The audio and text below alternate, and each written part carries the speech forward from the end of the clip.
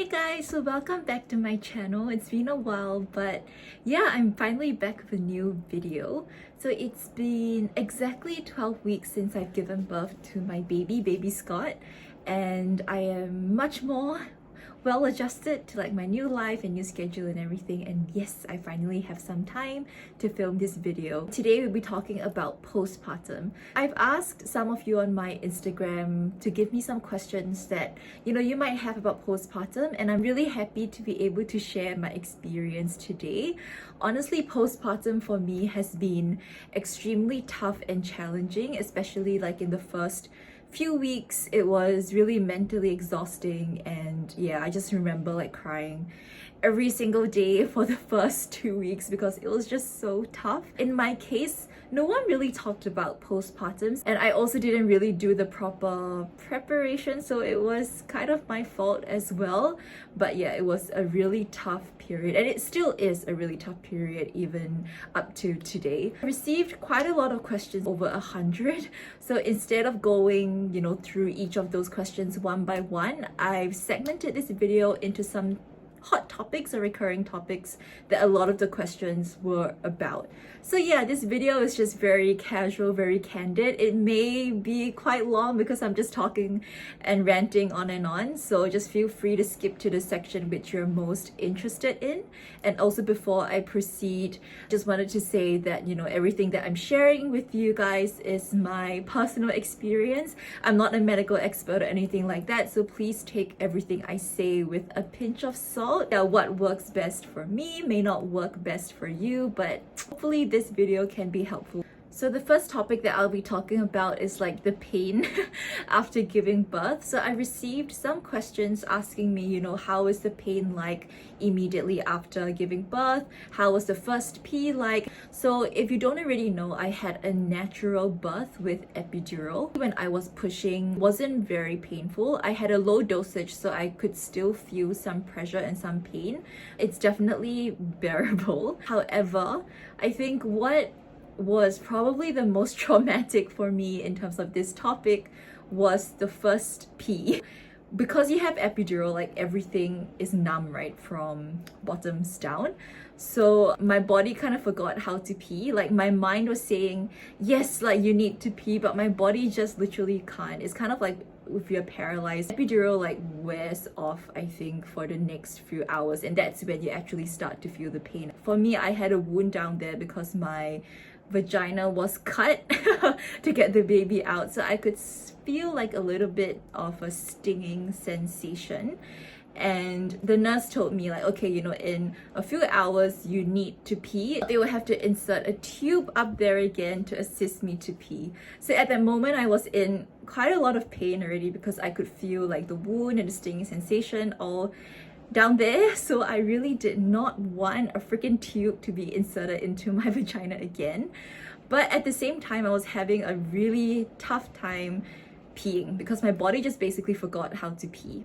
So I recall like sitting on the toilet bowl for nearly 2 hours, really concentrating on getting the first pee out, and it was really mentally exhausting, and I needed a lot of help. So for example, I had like the tap water running. I had to use like the little hose to wet down there just to like, I don't know, like stimulate my brain to learn how to pee again.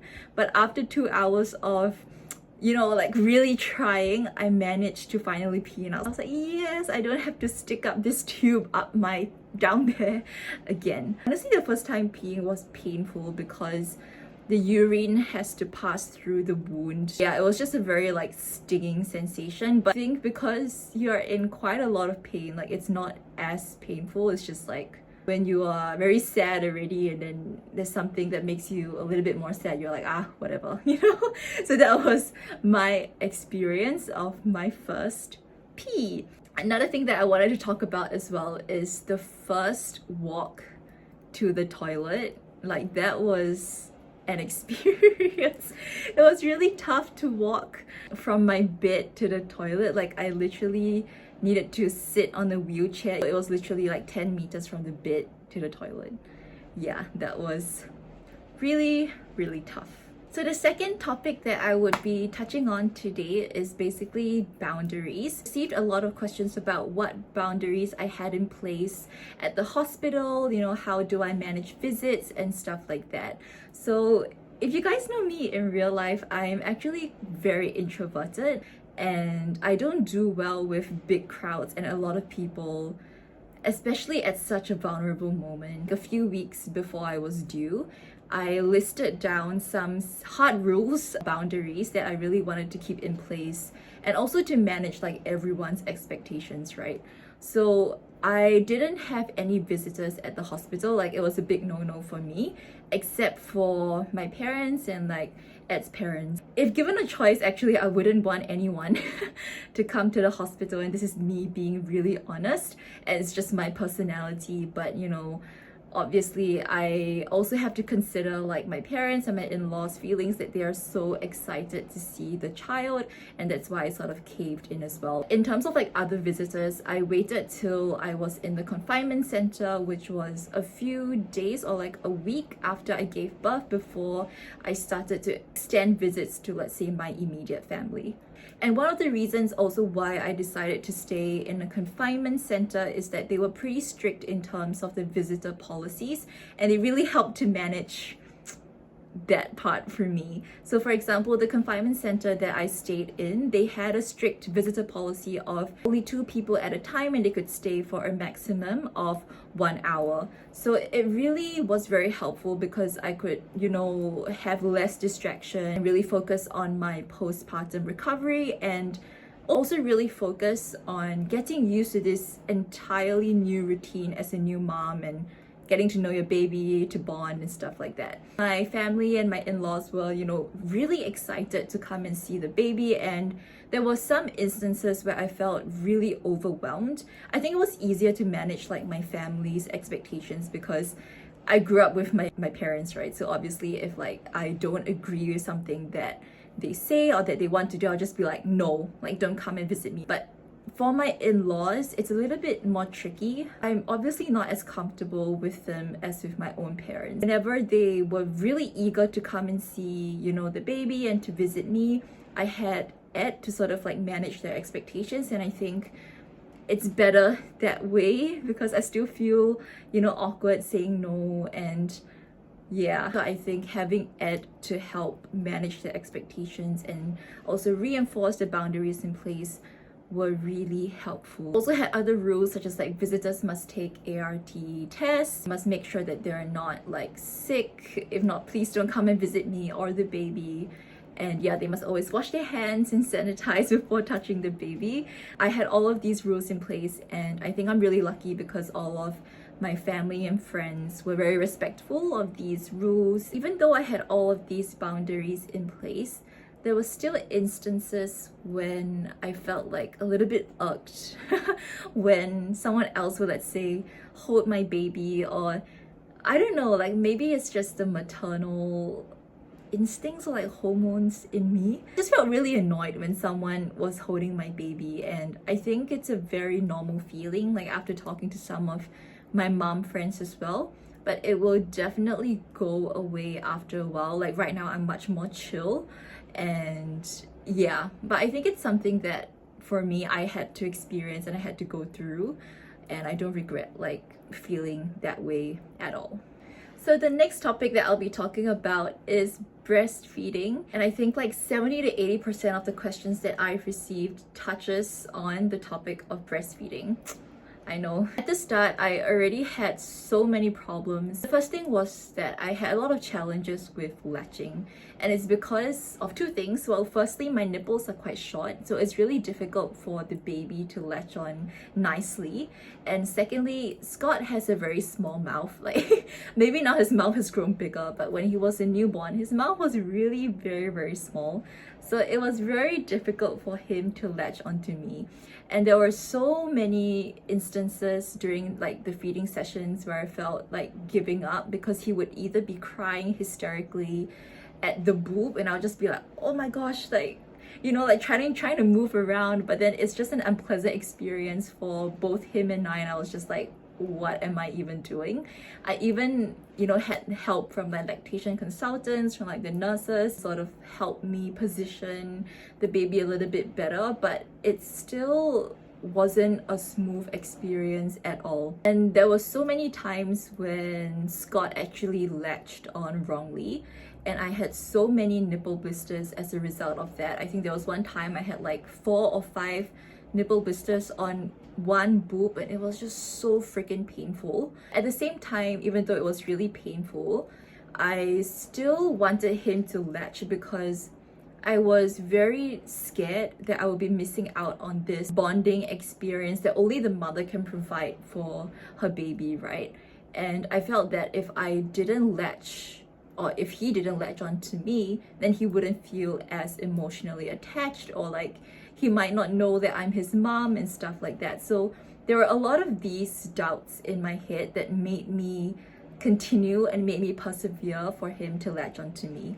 So until like 4 weeks in, I always made sure to at least have one feeding session a day where he latched onto me. But after 4 weeks, I'm just like, nah, you know, it's not worth it. I've switched to exclusively pumping right now, and I've been doing that ever since. It's much easier to exclusively pump, at least in my case, because I can firstly track how much he's drinking per day, and secondly, because I know how much he's drinking per session, I can sort of like estimate, you know, when his next feed will be. When he was latching onto me, sometimes maybe he drank for like half an hour, which is his normal feeding time, but then literally 10 minutes afterwards he would be crying and he would be hungry again. So I'll be like, oh my gosh, I have to like take out all my clothes and like soothe him, and then have like trouble, you know, positioning myself. Really troublesome.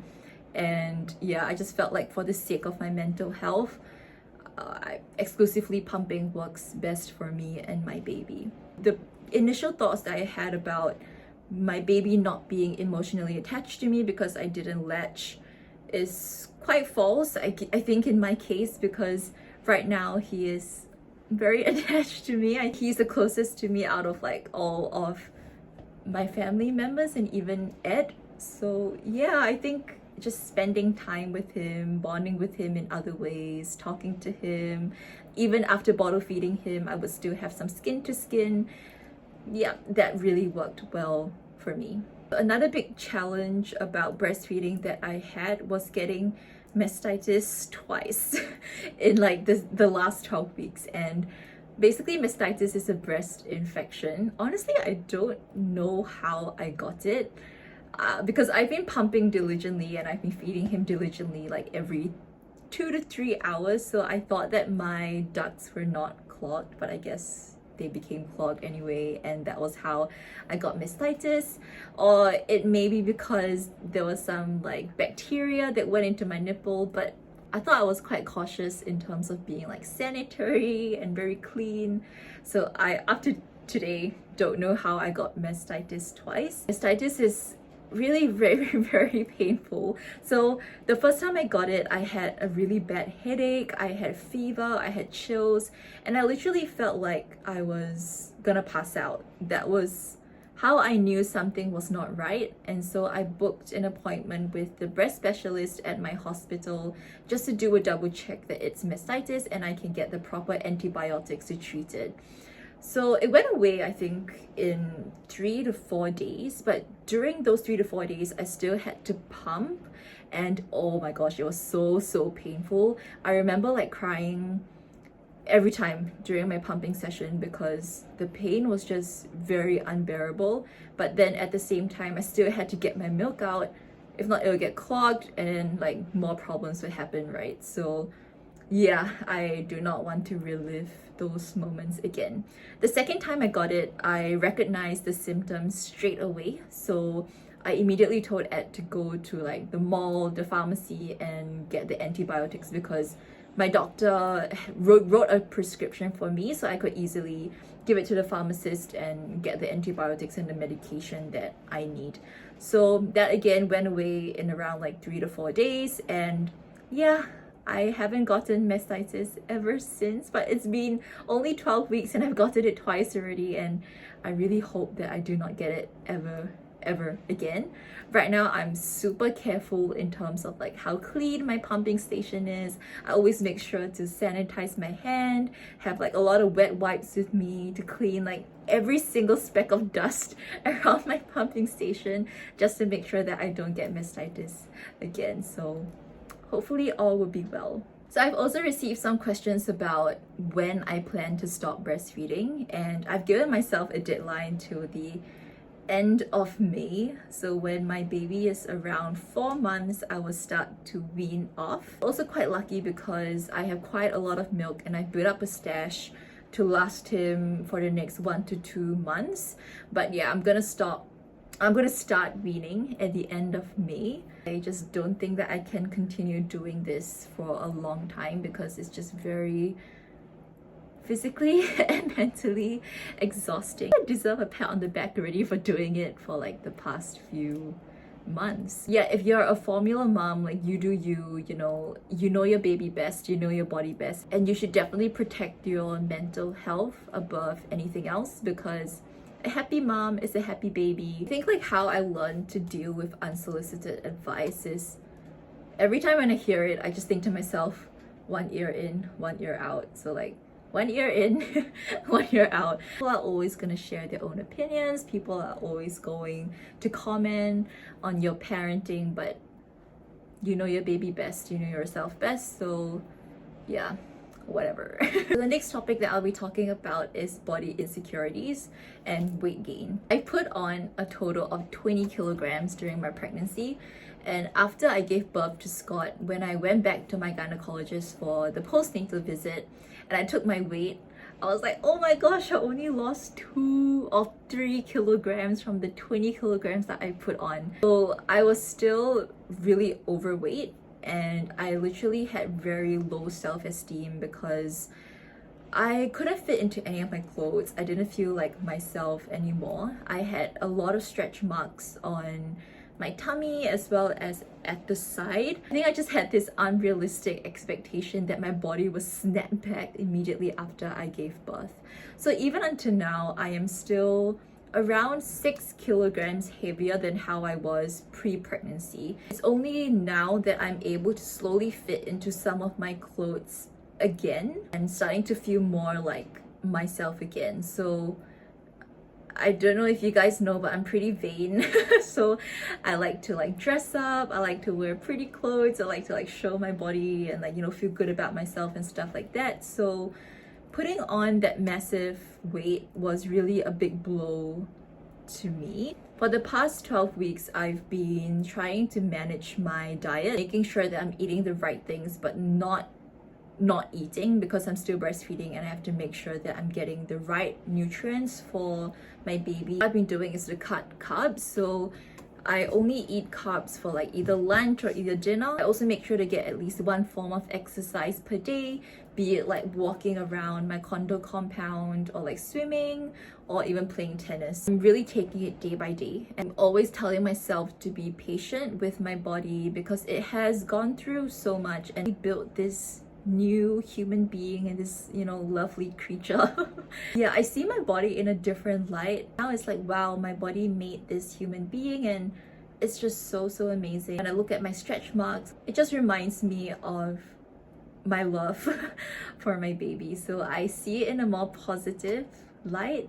Yeah, honestly speaking, in my opinion, if I want to continue losing weight, it's really calories in and calories out. Of course, I know like slimming treatments do help as well, but I think the big part of it also comes from diet. So that's one thing that I am focusing on. In terms of stretch marks as well, I've been applying stretch mark cream every day. I see a little difference, but the scars is still there. I know there are a lot of stretch mark treatments out there. Honestly, that's not my priority because, as I mentioned before, I see my scars in a more positive light now. So I'm just like, it's okay, I'll just leave it. Live with my new and beautiful body. So the last topic that I'll be talking about is basically my schedule and my day-to-day right now. I did receive some questions asking me how I split, let's say, the duties between my husband and I. and my helper as well. So I'm very lucky to be able to get a domestic helper. It's more common in Singapore than other countries. So if you're in a Western country, it's very expensive to get a nanny. In my case, I have a live-in domestic helper whose priority is to take care of my baby. During the day, because I'm still on maternity leave, I spend most of my time taking care of Scott, but then at night, she takes over the night feeds, and she also makes sure that everything is well taken care of at night while I'm able to get some rest, because I still have to wake up during the night to pump. That being said, when I first engaged her as my domestic helper, I still had to be very careful to make sure that she is, doing everything that I have requested her to do in terms of taking care of the baby. She's following all of my instructions carefully, and she's really taking care of him in a way I expect someone to take care of my baby. So the first few weeks of engaging her was very tough because I literally could not get sleep. I was constantly checking like the CCTV app on my phone and like the baby camera to make sure that she was doing everything that was expected of her. I think I've been very lucky. My helper has been so amazing and so nice. So that really took a lot of the stress and the burden away from me. And as for Ed, because his paternity leave was only, I think, 1 month, he's gone back to work right now. He's not able to do the day-to-day duties of taking care of Scott during the weekdays, but then during the weekends he would try his best to spend some time with him, be it like playing with him or bringing him out for a walk in his stroller and stuff like that. But because he works quite a hectic job, it's been pretty tough and yeah, quite sad. So in the house, because I'm on maternity leave, I'm the one that is mostly taking care of him during the day. At night, my helper takes over, but I still wake up periodically to pump and to make sure that she is taking care of him in the way that I want her to. Yeah, so the final topic that I'll be talking about is on the future plans and whether I want to have a second kid. I'm like, calm down. I just had one like 3 months ago and I honestly don't know. Like sometimes I have days where I want a second kid because when I look at Scott, I feel like he's so lonely. And I grew up in a very big family, so I have 3 sisters. I definitely know the joys of growing up in a big family, but at the same time, the pain and the trauma are still so fresh, and I'm like, will I be able to do that again? Right now it's still up in the air, but I think most likely I will have a second one because I really want a daughter. But even if it's another son, it would be a fun experience. So my answer now to that question is I don't know. Yeah. And I also did receive some questions asking me if I will be going back to Titan Academy. So now I think I would like to spend the rest of my maternity leave like really bonding with my baby and also taking care of myself and my body.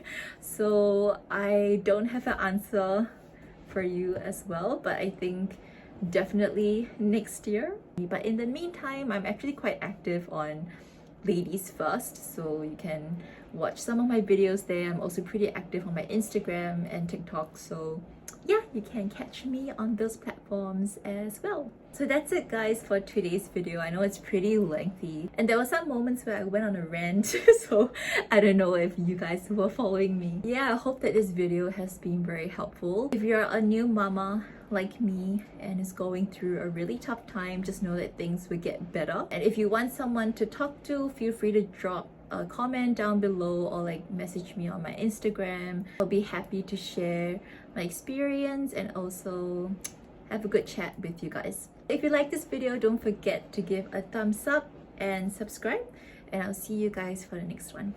Bye!